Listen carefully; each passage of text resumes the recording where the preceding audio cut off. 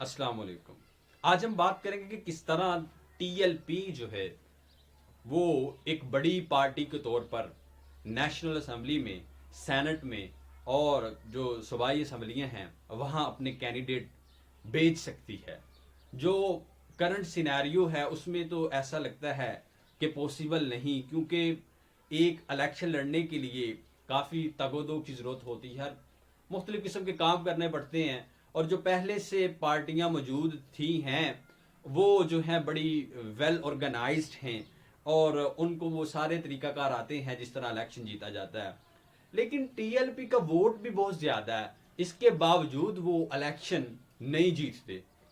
तो इसके बारे में बात करेंगे कि किस तरीके से वो इलेक्शन जीत के एक अच्छी खासी तादाद में लेजिस्लेटिव असम्बलीज में जा सकते हैं। तो इसके लिए हमें वोटिंग सिस्टम को समझना पड़ेगा। दो किस्म के वोटिंग सिस्टम इस दुनिया में बड़े पॉपुलर हैं और उनको ही प्रैक्टिस किया जाता है। पहला जो वोटिंग सिस्टम है वो है प्रोपोर्शनल सिस्टम और दूसरा first pass the post system. अब प्रोपोर्शनल सिस्टम को समझने से पहले हम first pass the post system को समझते हैं, और यही पाकिस्तान में, इंडिया में, बांग्लादेश में यही राइज है। First pass the post system के मुताबिक अगर किसी हलके में इलेक्शन हो और वहाँ जो वोटर्स हैं उनकी अगर ज़्यादा तादाद किसी एक कैंडिडेट को मुंतखब करे, मिसाल के तौर पर कि अगर एक हलका है और वहाँ वोटर की तादाद 1000 है और 3 कैंडिडेट हैं, और कैंडिडेट ए जो है वो 300 वोट हासिल करता है, कैंडिडेट बी जो है वो भी 300 वोट हासिल करता है और कैंडिडेट सी जो है वो 400 वोट हासिल करता है, क्योंकि उसका जो 100 वोट है वो ज्यादा है, तो लिहाजा वो कामयाब करार पाता है और वही लेजिस्लेटिव असेंबली में जाता है।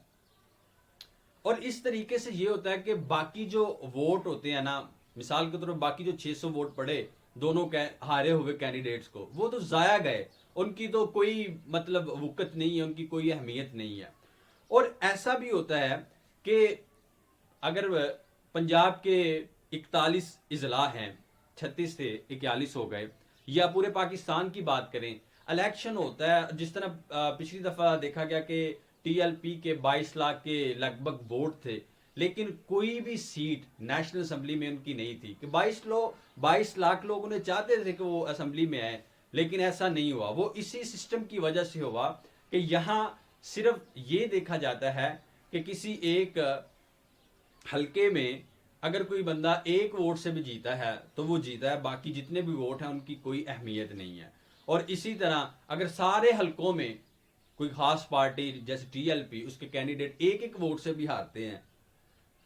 एक एक वोट भी उनका कम है दूसरों से, तो वो असेंबली में नहीं जा सकते, हालांकि इतनी बड़ी तादाद में लोगों ने उनको वोट दिया और लोगों की चाहत थी कि वो असेंबलीज में जाएं। तो ये सिस्टम पाकिस्तान में, तो इस सिस्टम के होते हुए ये थोड़ा मुश्किल है टीएलपी के लिए कि वो ज्यादा से ज्यादा जो है वो सीट्स जो है वो निकाले और वो लेजिस्लेटिव असेंबलीज में अपने कैंडिडेट भेजे। तो दूसरा जो सिस्टम है प्रोपोर्शनल सिस्टम, और ये एक ऐसा सिस्टम है कि अगर ये राइज कर दिया जाए पाकिस्तान में तो टीएलपी बड़े सुकून आराम से अच्छी खासी तादाद में जो है वो सीटें जीत सकती है, और लेजिस्लेटिव असम्बलीज में, पंजाब असम्बली में, सिंध में, केपीके में और बलोचिस्तान में और नेशनल असम्बली में और अल्टीमेटली सेनेट में भी वो अपने कैंडिडेट भेज सकती है। ये प्रोपोर्शनल सिस्टम क्या होता है कि इसमें ये नहीं देखा जाता कि, अब प्रोपोर्शनल सिस्टम क्या होता है, इसमें ये नहीं होता कि किसके ज्यादा वोट हैं और जिसके ज्यादा वोट हैं तो वो कामयाब करार पाता है, बल्कि ओवरऑल जितनी भी कॉन्स्टिट्यूएंसीज होती हैं मुल्क में उनमें देखा जाता है कि पार्टी के वोट कितने हैं, वो वोट कितने परसेंट हैं, परसेंटेज के हिसाब से देखा जाता है, और जिसके जितने परसेंट वोट हों उसको वो असेंबली में उतनी ही सीटें मिलती हैं। और इसमें लिस्ट इस्तेमाल की जाती है, जब बैलेट पेपर आता है तो उस पर लिस्ट होती है, और हर पॉलिटिकल पार्टीज के जो प्रायोरिटी होती है वो जो अपने उनकी लीडरशिप होती है, जो मेन लीडरशिप होती है, उनके सबसे पहले नाम होते हैं। और परसेंटेज के हिसाब से देखते हैं, अगर फर्ज करें कि